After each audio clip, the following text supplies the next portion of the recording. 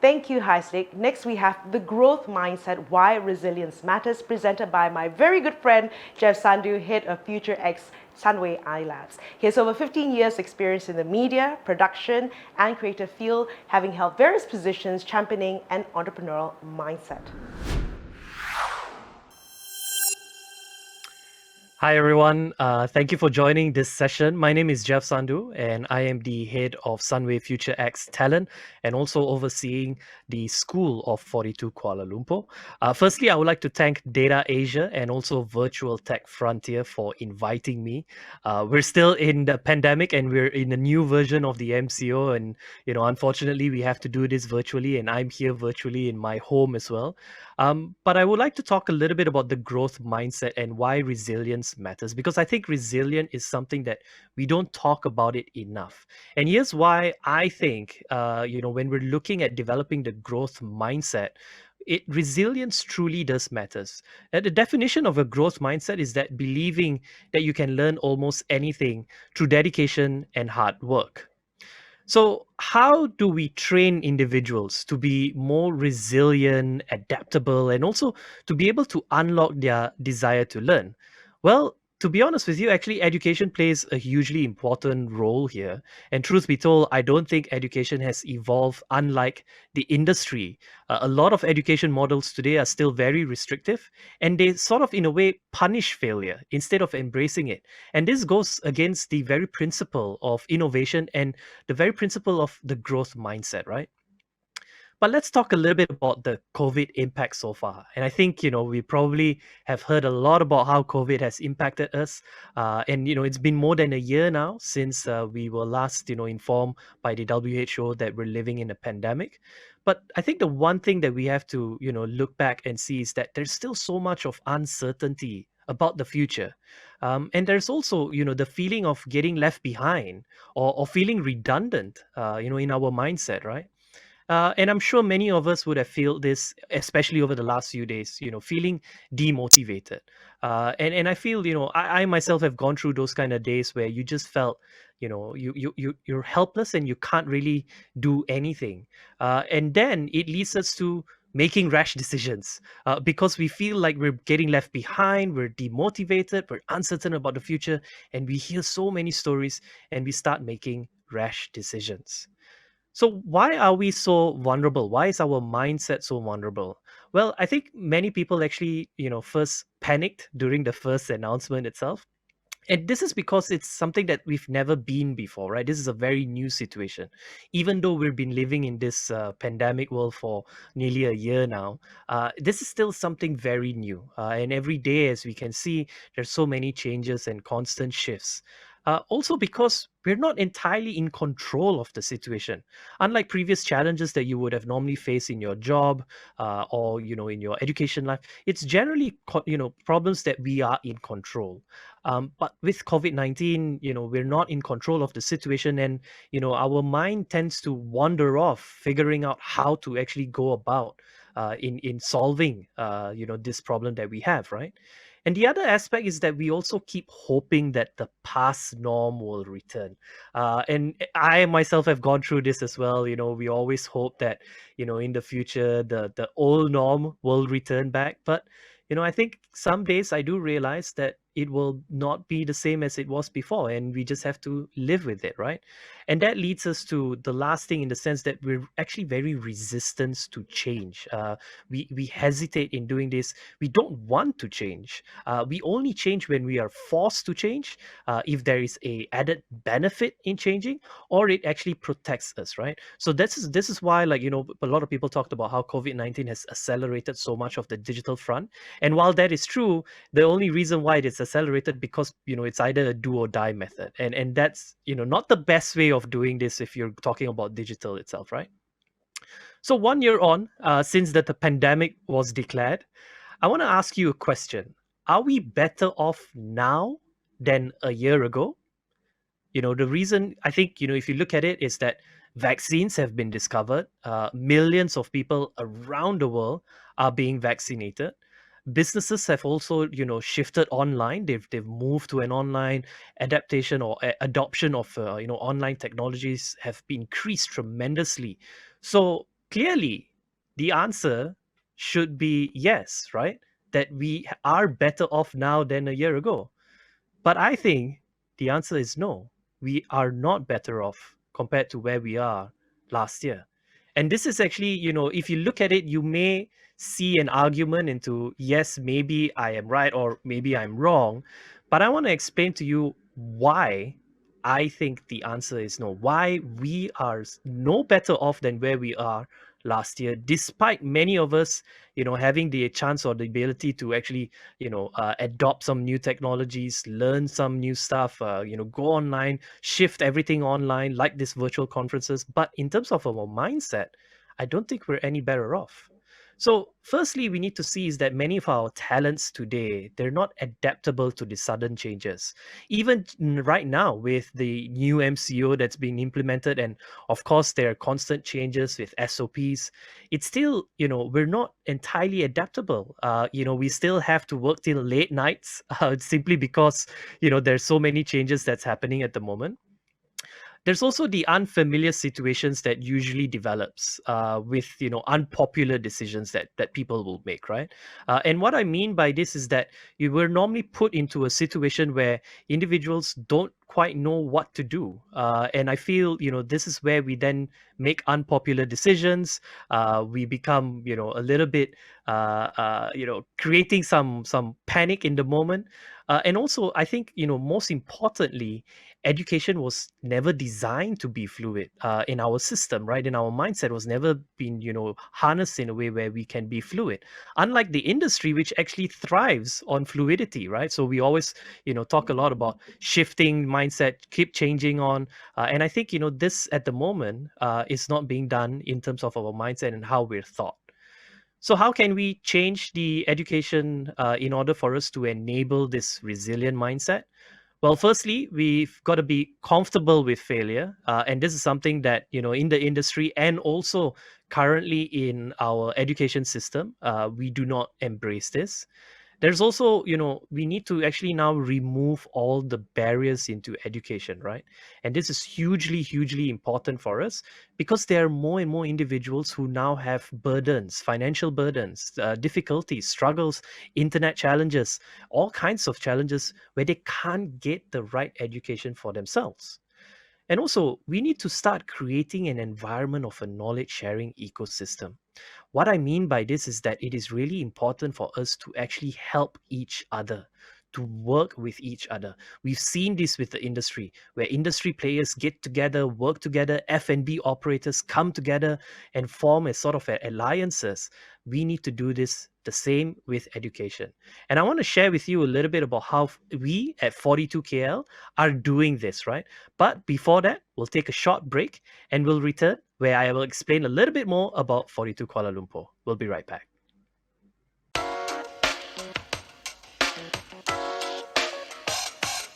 Hello everyone, my name is Yunse. I'm 18 years old. I've been homeschooled since 7 years old. My name is Kimberly and I am 18 years old. I've been homeschooling since primary 4. Hello, my name is Anwar. My background is I was a web developer before joining 42. And I joined 42 with the hopes of increasing my knowledge and changing my mindset. Hi, my name is Nabiha. I have a degree in finance and before coming to 42, I own an online business selling custom codes. I've heard the 42 school in Paris but never in Malaysia. When someone found it online and shared it to me, I was very interested, so I decided to join. I was looking for online courses and I came across the Facebook advertisement for this 42 cuisine. I was really excited to join. Before joining the cuisine, I thought, oh, this is just another coding bootcamp. But after hearing Jeff give a talk on how the cuisine could change people and could change their mindset, I was dead set on joining it. So before joining this, I didn't really expect it to be as hard as it is right now. I thought it was going to be like a cinch for me. But after seeing all the questions, after seeing the challenges, no lectures and all, it was a lot more challenging than I expected. Why? It was actually because I had an interest in programming, but my brother was the one who found 42KL and he suggested I join with him to test my knowledge in programming and maybe like challenge myself, because I've been trying online courses but I've never found it to be enough to actually train me to be a programmer. The first few days was a struggle. It was really hard, and to be honest, on the first day I did feel like giving up. But I thought I've already passed the first test, so why not just carry on with pissing and give it a go for like the whole month? And if I get into 42KL, that'd be great. But if I don't, it's fine. At least I learned something new, yeah. It's been really great. I really like the part where you can learn from others who know more than you, but also teach others who may know less than you. And helping each other is part of the experience. I really like the peer-to-peer environment, especially there are a lot of people that are good in coding and they are very willing to teach us. You will also learn a lot just by teaching others what you know. The peer-to-peer environment, like I myself, I would say I was an introvert before joining this. But after joining this environment, like I've made more connections than usual. I spoke more, and I was able to open up more. The peer-to-peer environment has been really helpful because first they won't ever actually like intimidate you or make you feel like as if you're behind or anything. They'll just like motivate you, and they'll keep on saying it's okay, do not compare yourself to us because we have some background in programming. And wherever you are right now, it's a good start because you're actually moving forward with no background. I've learned how to teach other people as well, like the people who ask me to help. And I think it's best you understand better when you teach other people, because then you will have to think from their perspective, like how do I explain this so that the person understands. And on top of that, you have to be really resilient and you have to persevere, because otherwise you're not going to get anywhere. And you cannot be too shy to actually approach people and ask questions, and they won't eat you up, so just go with it. All the knowledge that you would like to know about is out there. The key is your willingness to find out about them. Try out everything, even if it fails, you learn from it and you try again. I say just give it a try, because like I'm still young right now, but 42, if you don't experience it, you won't know how much it will affect you, how much it can change your life. I'd say just give it a go. No matter how scared you are, just give it a go. Because at the end of the day, it's you and it's your experience that matters. And the people here, when you're a girl, you're treated even better. So yeah.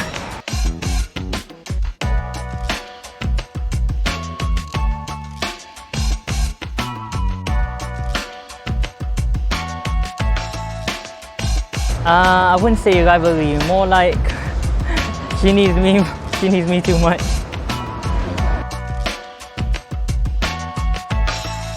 I do rely on him sometimes, but there's a difference. Because when I ask my brother questions, he treats me differently from how he treats other people. He'll be like, kat lang. You know, he won't really like teach me very much. So if I don't understand from him, I'll just go to someone else who can explain better. Hi, welcome back. My name is Jeff Sandhu, and I am the head of 42KL and also the head of Sunway Future X Talent. And I'm talking a little bit about the growth mindset and how resilience can actually help us to achieve this. And earlier on, before the break, we were talking a little bit about why this is important, especially as we're living through in the pandemic moment, but also how we are doing this in 42 Kuala Lumpur. So what exactly is 42KL and how does this work, right? But just a little bit of a background, 42KL is not something new. It has been around in the space of edtech education since 2013. It started off in Paris, and as you can see in the map, it has spread across 29 different countries around the world. Malaysia is one of the first in Southeast Asia to do this. So remember earlier I talked about removing the barriers to education, because that is really important, where we have more people entering an education platform or learning about things that is resonate well with the industry today. Well, in 42KL we do exactly this in the computer science education, right? So firstly, there are no fees for a student, there are no lectures, there are no classes, and there are no teachers. So immediately you might be wondering, okay, how is this possible? It might be be too good to be true. How can you learn with no classes, no teachers, no lecturers? And also you're saying that all of this is for free. Well, it's a model that has been proven to work. And why this is working is because we differ from the traditional education platform. How we do this is that firstly, we have a project-based learning. So all of these projects that you will be learning in an education platform like 42KL or other sort of 42 campuses around the world is that it imitates the industry work itself. A lot of the work that you are currently doing can actually be turned into a curriculum. And that's important for us because we want to be able to showcase some of the work that industries are doing at the moment that can be turned into a curriculum, which will then be able to build a mindset of learning current things that is related to the industry itself. The other aspect, peer-to-peer learning. Now, this is where we remove all the spoon feeding, all the hand holding, where you have to show your own desire and hunger to learn without actually being forced to, right? It is your own innate ability, your own desire to actually learn something. This is something I know that many of you who are in the industry, when you're looking for talents, it is the number one thing that you look at. Passion and determination. Can you actually solve problems? Would you go about in just doing things without being asked to? I know personally from my own front, it is very hard to find individuals who are driven in that nature. And how can we enable this driven culture, this mindset, is through a gamified process, right? So each progress or each project that a student in 42KL does is given through experience points. And once they gain these experience points, they get to level up. And then we get to measure them in terms of where and what types of industry projects they're working on and where do they fit in, right? The next step that is also important is that we remove that barrier where we don't look at your background. It's gone are the days where even in standard 1, standard 2, you're always ranked based on what you do in your exams, in your results. And then when you've gone through up to form 3, you get to choose whether you want to be in the science stream or the art stream based on your results, not based on your passion, not based on your desire. It's just based on your results. This needs to be removed. Even in the traditional or the education system that we have at the moment, the higher education system that we have at the moment, it's all based on your scores and what you've got, your SPM results and whatnot, right? But here in 42, we remove all of that. We don't even ask for your SPM cert. We only ask you to first do an online admissions test, which is a 2-hour-long logic test. Now, this 2-hour-long logic test is important because one is it firstly tests out your logic assessment, your ability to think, whether it's a yes or a no, it's a 1 or a 0. It's very much related to coding. It eliminates the fear of, I have to be good in mathematics or I have to have some coding background in order to learn coding. You don't need any of those. You just need the passion and desire. The second part, why it's 2 hours long, it is important that people invest their time because this is a free education model where we don't just want individuals who think there is a shortcut way of getting education, because there isn't. There is no shortcut in getting education. It's just pure hard work and determination, which leads us to the growth mindset.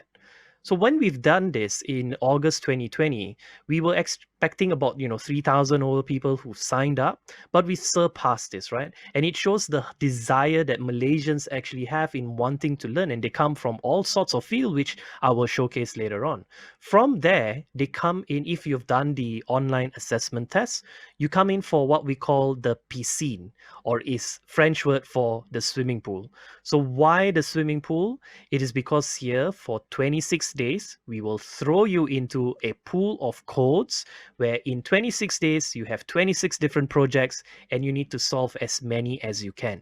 There are no deadlines, but the best way to do this is to do it with your peers, to work with your team, to figure out solutions. On day 1 itself, you will be coding up to 6 hours. Even if you have no coding background, chances are the best way for you to learn is to just dive deep straight into it. And it's fine if you fail. There are no penalties. You've joined this for absolutely free. If you've passed the online the version of the bootcamp, currently we're doing the bootcamp online. We're hoping to go back to a physical bootcamp as well. But if you pass the bootcamp, this is where you unlock the freedom, the creativity, or the key to learning at your own will, which is your core program.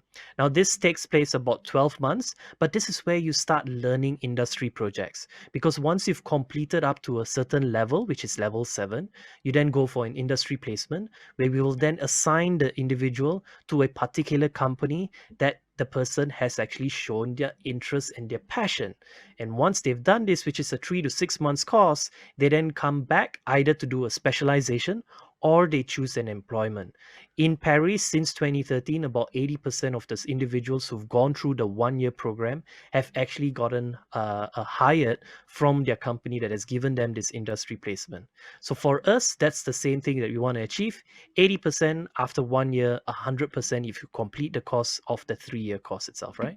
So how does it work? How does this gamified system work?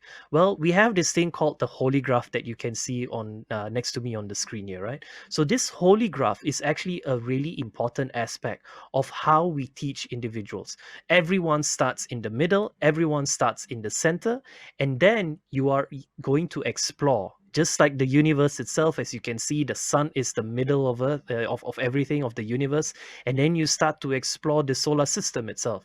So it's the same with students, where they can choose to, go into maybe web programming, into front end, into back end, into DevOps. They can choose to find different ways, Unix, cybersecurity, and all that. Once they've done the inner circle, is where they go out for an industry placement.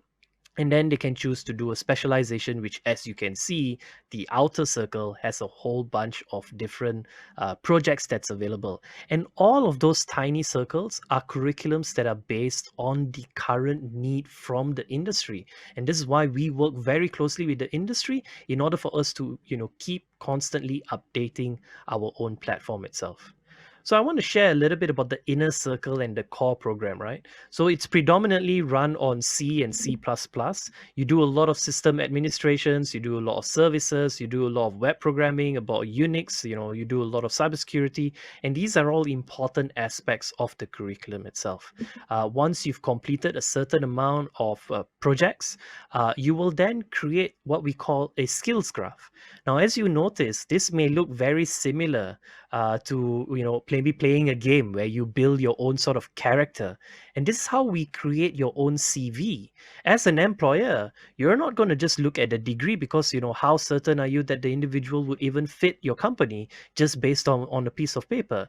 Times have shifted. Nowadays, most of you who will probably hire a full stack engineer or a developer, you would actually give them an assessment test.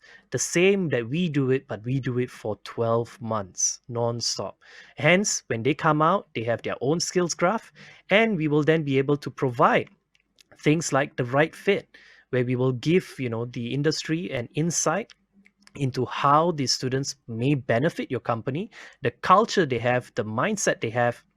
These are the things that will generally be difficult for you to do an assessment just during an interview itself. Granted, you can learn, the tech skills, of blockchain, cybersecurity, AI, and data science. You can learn this online. You can learn this through a degree. You can learn this through any form. But it's the soft skill that matters. When you take this individual out of their comfort zone, remove all the elements that they're comfortable with, whether it's teachers, whether it's some, classes, you remove that fear of, them being in the unknown, which is what we're living in at the moment. Every sort of challenges that a student will have in 42KL will be able to, resonate or replicate when they go out into the industry. Nothing feels like a problem anymore. Everything just feels like a challenge that they need to solve. Now, I want to share a little bit more about the demographics of our individuals, because who are these people who are coming up to take up a free course? Well, I'll do that in just a bit, but for now, I think we have to take a short break. So we'll be right back after this.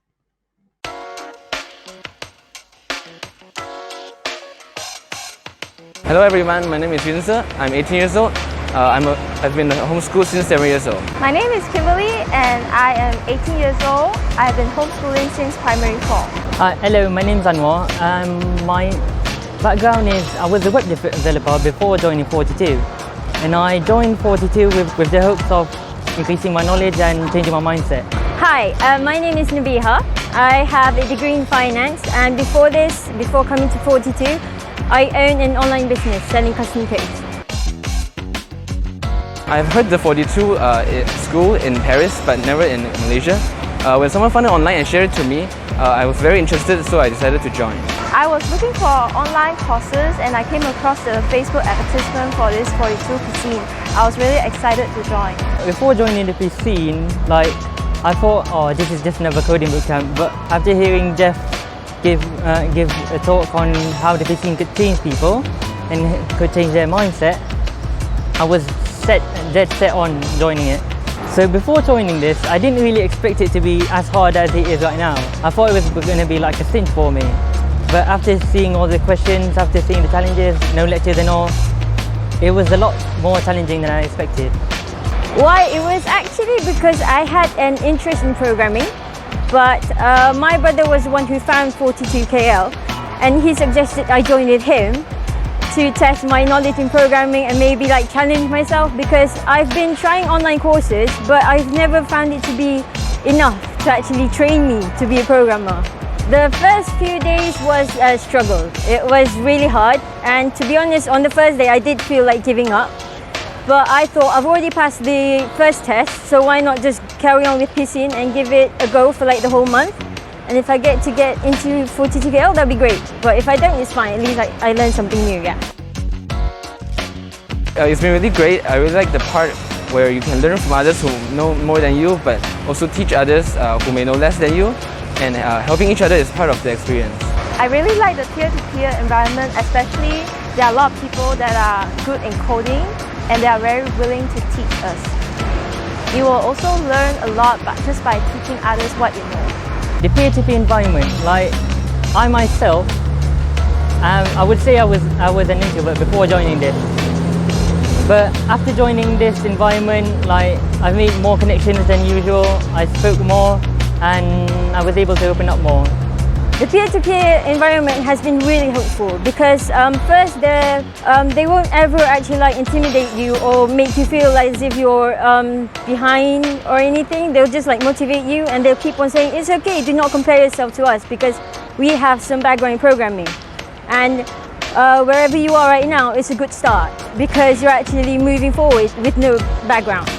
I've learned how to teach other people as well, like the people who ask me to help. And I think it's best you understand better when you teach other people, because then you will have to think from their perspective, how do I explain this so that the person understands?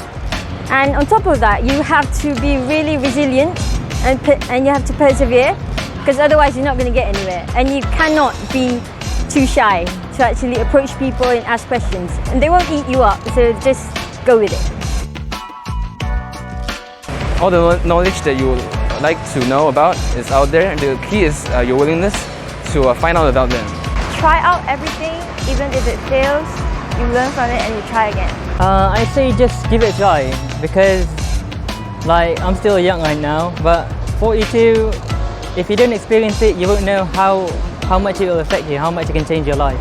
I'd say just give it a go. No matter how scared you are, just give it a go. Because at the end of the day, it's you and it's your experience that matters. And the people here, when you're a girl, you're treated even better. So yeah.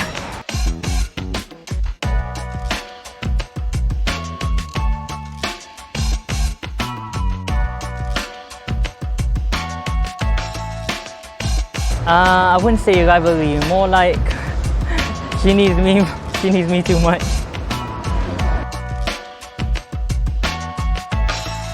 I do rely on him sometimes, but there's a difference. Because when I ask my brother questions, he treats me differently from how he treats other people. He'll be like, kat lang. You know, he won't really teach me very much. So if I don't understand from him, I'll just go to someone else who can explain better.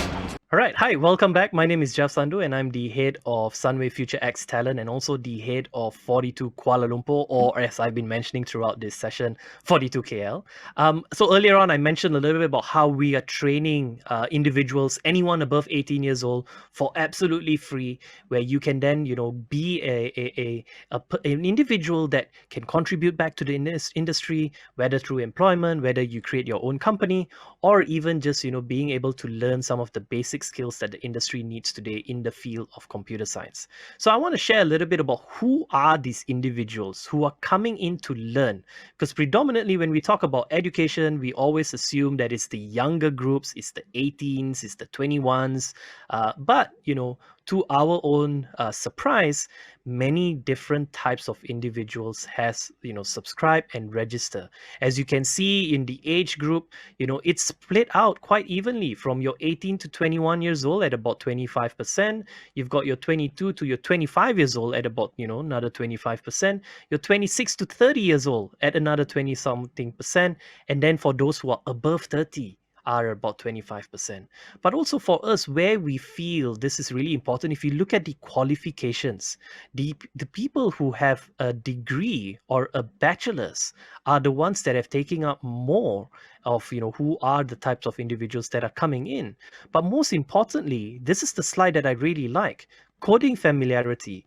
If you look at the number of individuals who are beginner or have no coding background, they occupy about 2/3 of the entire 3,000 over people that have signed up. So these are individuals who have very little to no coding background, who are coming in, learning about coding, and wanting to actually upskill, reskill themselves, right? And as you can see, the income level, because this is a free education, more than 50% of individuals who are coming from the B40 community, providing them the education that is required today for the industry itself. And even for those who've been employed, we had a few individuals who were previously employed who then took some time off to come over and be upskilled or reskilled. And this is, we feel that, the times have changed so much that it is really, really important that we provide an opportunity for individuals to learn. There are no shortcuts. Let me be clear again. It requires a lot of your time. It requires a full month of dedication in the bootcamp itself. And if you pass the bootcamp, it requires nearly 30 to 50% of your usual time. So working full time is going to be difficult. And as you can see, it is a diverse group of individuals who come in here, who share their knowledge. It doesn't matter whether you are, an expert programmer or you're a beginner. You come in here to build a knowledge sharing ecosystem.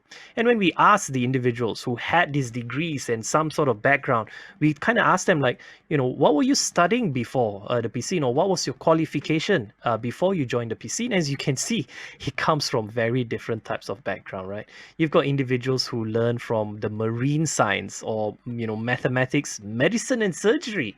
You've even got lawyers, you've got, finance analysts, you've got, econometrics, you've got telecommunications, you've got everyone, right? And when we ask them, would you actually prefer a peer-to-peer learning environment compared to a traditional setting? It's a resounding 98% of them says yes, that they would prefer a peer-to-peer environment. And they would prefer a peer-to-peer environment because we enable this. So I want to ask, those who are the industry, are you enabling this sort of peer-to-peer learning? Are you enabling a way where your talent can actually share knowledge and grow with each other? Again, it goes back to the mindset of, are you enabling or fostering this? Or are you punishing them for their failure? Are you looking at some of the things that they're developing which doesn't actually contribute back to the company as a form of, you're wasting time? Or are they just building their own mindset in growing, in learning new things? That's what is required today in the education and also in the industry. So even when we ask them, like, for those who were working, who took some time off to come in for the boot camp, ask like, how did you actually take time off away to join the boot camp? Because it is 1 month, it is about 10 hours every single day, including the weekends. We had a resounding over 50% saying that they resigned or they left their job to join the PC. This is, quite it's just shocking because we're living in a pandemic world at the moment, and for you to think of resigning and leaving your job at this point of time, this is unheard of before. But it shows that there are individuals who are just desperately hungry to learn new things, and we need to provide them with this platform to do this. Because when we ask them, so why did you actually take time away to join the 42 KLP scene, and again, a resounding of them saying that it is self upskilling. And this for us is really important, because how are you enabling your company to provide a platform where they can self upskill? If an employee from your company wants to join this, are you giving them some time off? Are you giving them a combination of study leave together with annual leave, or some upskilling leave? Where they can come in and learn, even if they don't take up the 1 year course, but being in an environment, shaping their mindset. That is for us the most important bit. As mentioned earlier on, we talked a lot about how, we enable this free education. There are no charges whatsoever. And this is because we are supported by the industry itself. The founding partners of 42KL is obviously Sunway Education Group, the Jeffrey Chia Foundation, Sunway iLabs, and together with MDEC, who has helped us, to build 42KL into what it is today.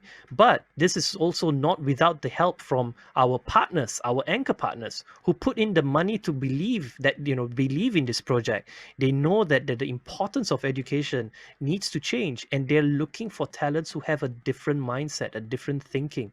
So these are the partners that have came on board, helped us out, build a sustainable model, because at the end of the day, we're not for profit. Any money that we make from 42KL in the long run is just going back into expanding our campus. Maybe hopefully opening up one in Penang, maybe opening one in Iskandar, maybe opening up one in Kuching.